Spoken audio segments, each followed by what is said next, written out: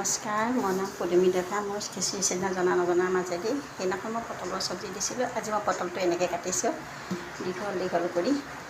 আলু এনেকৈ দীঘল দীঘলকৈ কাটি লৈছোঁ। আজি মই বনাম পটলৰ আলু তৰকাৰী নিচিনাকৈ।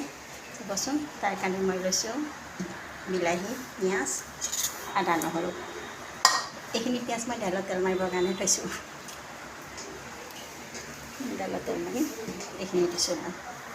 চাব, তেল দিলোঁ, কেৰাহীত তেল দিলোঁ। কেৰাহীত তেলখিনি গৰম হৈছে। এতিয়া মই পিঁয়াজ আৰু জলকীয়াখিনি দি দিম।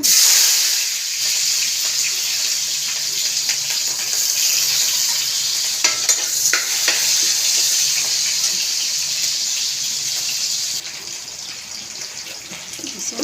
এতিয়া মই অকণমান চেনি,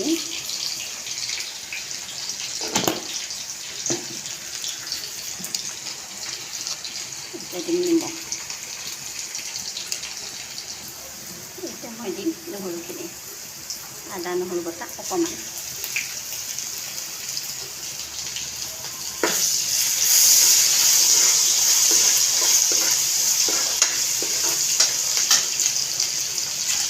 ইয়াত মই দিম বিলাহী।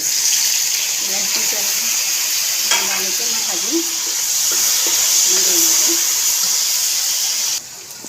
ইয়াত মই জিৰা, ধনিয়া, গৰম মছলা অকণমান দিছোঁ, লাল মিৰ্চ অকণমান দিছোঁ। মছলা হিচাপে সেইখিনি দিছোঁ, বেছি বেলেগ দিয়া নাই। এতিয়া মই এইখিনি পেলাই দিলোঁ। পেলাই দি মই ভালকৈ ভাজিম। গোটেই মছলাখিনি লগালৈকে মই ভাজি ল'লোঁ। গোটেই মছলাখিনি যেতিয়া লাগি গৈছে, গোটেই